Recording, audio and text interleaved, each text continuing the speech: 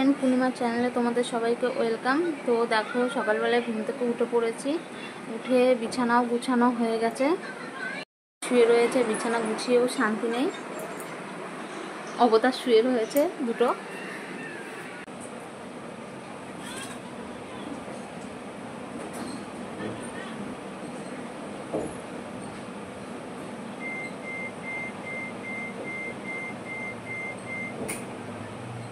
আবার বাথরুমের লাইট জ্বালিয়ে রেখেছো, নিজের থেকে বল। এগুলো কাচতে হবে।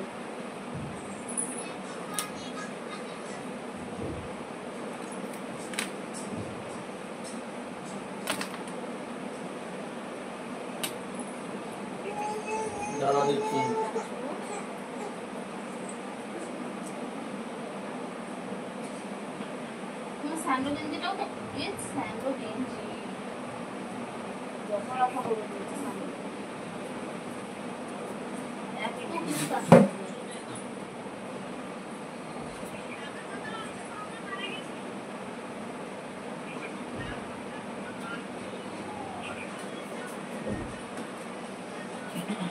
এই যে এত কিছু বেরিয়েছে, এখন এগুলো সব কাচবো। তো দেখো, আলমারি শোকেস এখন পরিষ্কার করে নেবো।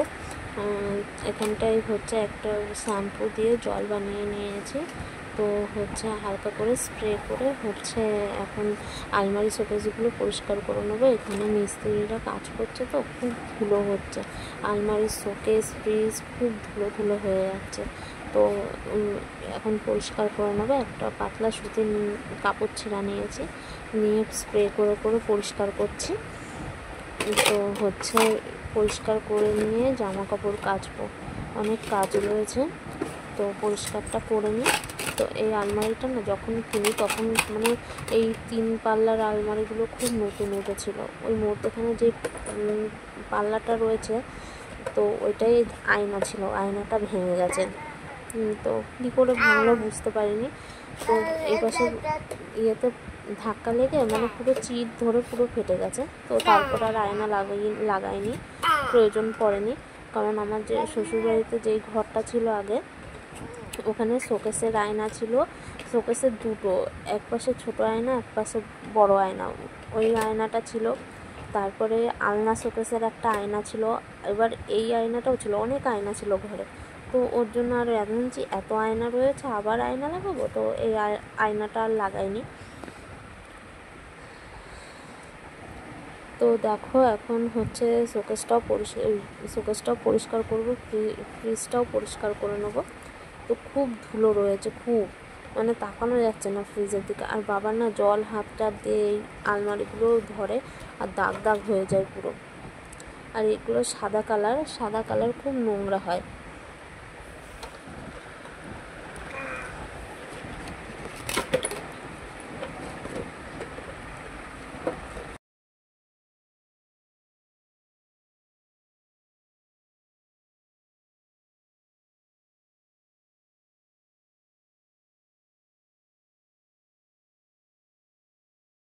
বাবার উপরে ফোন দেখছিল, দেখতে দেখতে নিচে চলে এসে ঢপের মুখটা খুলে মুখ দিয়ে ওর মধ্যে ইয়ে করছে, ঢপের ঢাকনিগুলো খুলে ফেলতে পারে। তো আমাকে কী যেন বেশ বলছে, কী যেন একটা বলছে। তাই হচ্ছে আমি বলছিলাম বাবা এরকম করে না, ঢপের ভিতরে নোংরা ফেলে না, এরকম বলছিলাম। আর এই কাজগুলো মুছছিলাম। এখন না বাবা এই কাজগুলো টেনে টেনে খুলতে পারে। তাই দেখো বারবার ডেকে বলছে কি যা যা, এরকম করে ভয় দেখাচ্ছে। তো যে ঢপের মধ্যে কিছু ফেলছে কিনা এরকম করে ভয় দেখাচ্ছে। তো দেখো ওই কাজগুলো ভালো করে মুছে নিচ্ছে। আর ওই ভেতরে না হাত ঢুকিয়ে পরিষ্কার করা যায় না, পুরো ফাঁকা শোকেস হলে আবার মোছা যায়। যখন শোকেসের ভেতরটা পরিষ্কার করি তখন ওই ভেতরেরগুলোতে হাত দিয়ে পরিষ্কার করে নিই। তো এখন এমনি পরিষ্কার করে নিচ্ছি।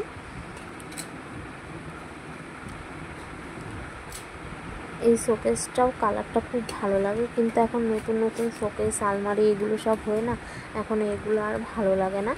তো দেখা যাক ভবিষ্যতে কোনো দিন ঘর টর করতে পারলে তখন নতুন নতুন সব জিনিস নেব। এই জিনিসগুলো আমাদের ঘরেই থাকবে, কিন্তু বাবানের যখন ঘর করে দেবো তখন বাবানের ঘরে নতুন নতুন জিনিস থাকবে। তো ইচ্ছা আছে। তো দেখো এই টেবিলটা ছিল আমার ম্যাশিংয়ের টেবিল, তো ম্যাশিংটা তুলে রেখেছি, উপরের ইয়েতে টেবিলটা রয়েছে। তো টেবিলটাও একটা আমার ওড়না দিয়ে ভালো করে পেতে রেখেছি যাতে নোংরাটা না হয়। তো এখানেও ভালো করে মুছে নিচ্ছি, জানলাটাও একটুখানি মুছে নেব। তো জানলাটা একদিন ভালো করে সার্ফের জল করে ভালো করে নিয়ে মুছবো। তো দেখো এভাবে মুছে নিচ্ছি। তো দেখো এখানে বাজারও করে নিয়ে আসা হয়েছে, এখানে চাল নেওয়া হয়েছে, তারপরে পটল, ওখানে চিনি, লঙ্কার গুঁড়ো, এখানে একটা মিষ্টি কুমড়ো নেওয়া হয়েছে, পটল, কচুরলতি, পুঁই শাক, তো এগুলো নেওয়া হয়েছে। তো আজকে বেশি কিছু রান্না করব না, শুধু ফ্রিজে হচ্ছে চিংড়ি মাছ রয়েছে আর হচ্ছে মাছের তরকারি সব কিছুই রয়েছে। তো এগুলোই খাওয়া হবে। আর এখানে বাবুনের জন্য ডিম সিদ্ধ করবো আর সকালকার জন্য হালকা খিচুড়ি করব বাবুনের জন্য। তো এখানে মিষ্টি কুমড়ো দিয়ে, আলু দিয়ে আর টমেটো আর মসুরির ডাল দিয়ে হচ্ছে করবো। তো একটা পটল দেবো ভেবেছিলাম, তো দিইনি, যে বাবুন খায় কি না খায় ওর জন্য আর দিইনি। আর পটলটা দিলেও স্বাদটা আলাদা হয়ে যায়, যেহেতু আমি সবজি ভালো করে ভাজবো না, না ভেজে তো তরকারি করবো, খিচুড়ি করবো, সরি মানে তরকারি বলতে যে ভালো করে ভেজে খিচুড়ি করব সেটা তো করবো না, হালকা তেলের মধ্যে দিয়ে একটুখানি ফ্রাই করে নিয়েই হচ্ছে নাড়াচাড়া করে নিয়ে খিচুড়িটা করব। তো ওর জন্য আর অত কিছু দিলাম না, মিষ্টি কুমড়োটাই দিলাম। তো দেখো মিষ্টি কুমড়োর মাথার দিকটা না কেমন কেমন হয়ে গেছে, ওর জন্য আমি বাদ দিয়ে দিলাম। কিন্তু মিষ্টি কুমড়োটা খুব সুন্দর, মানে এত মিষ্টি আর পুরো মানে মোমের মতন গলে গেছে। আমার এরকম মিষ্টি কুমড়োই ভালো লাগে। আর এক ধরনের হলুদ হলুদ মিষ্টি কুমড়ো রয়েছে, ওইগুলো ভালো লাগে না, এই কমলা কমলা কালারের মিষ্টি কুমড়োগুলোই ভালো লাগে। তো দেখো মিষ্টি কুমড়োটা কেটে নিচ্ছে, আর খুব শক্ত, পেছনের ওইগুলো মানে তোলা যাচ্ছে না, এত শক্ত। তো এইগুলো দিয়েই খিচুড়ি করে নেব। তো দেখো আমি তুলতে পারছি না, ইয়ে দিয়ে ছুরি দিয়ে কাটতে পারছি না, এতটাই শক্ত।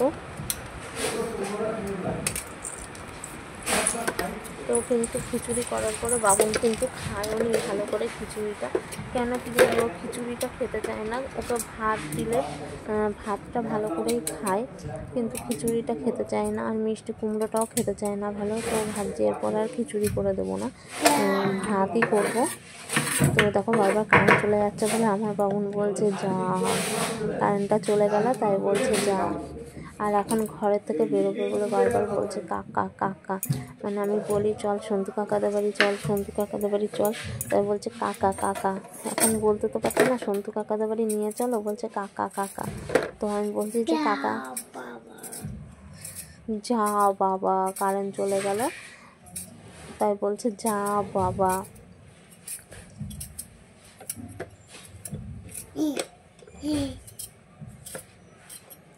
এরপর খেলা করবে আর একা একাই ওরকম করে হাসবে। তো আমি এখানে সবজি কাটছি আর ওরকম বসে ওরকম ইয়ে করছে।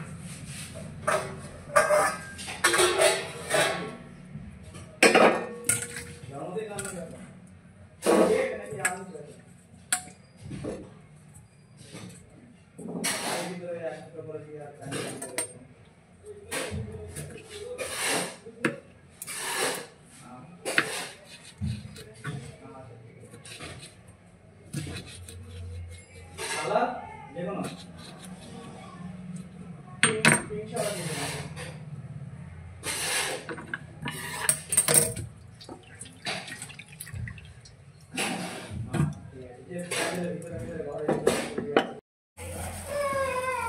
দেখো এই ছোট্ট স্টিলের কড়াইটা খুব মানে কাজের। তো হচ্ছে এটার ভিতরে একটুখানি খিচুড়ি করবো, তো ওর জন্য এটার ভিতরে বসতে দিয়েছি। তো দেখো তেল দিয়ে দিয়েছি। তো এর মধ্যে 5 ফোড়ন, শুকনো লঙ্কা ভেঙে দেবো না, আস্ত শুকনো লঙ্কাই দেবো, আর কোনো কাঁচা লঙ্কা দেবো না, কারণ একটু ঝাল হয়ে গেলেই বাবান খাবে না। তো দেখো গ্যাসের ফ্লেমটা একটুখানি আস্তে করে দিয়েছি, দিয়ে এখন সব মশলা টশলা দিয়ে দেবো এতে।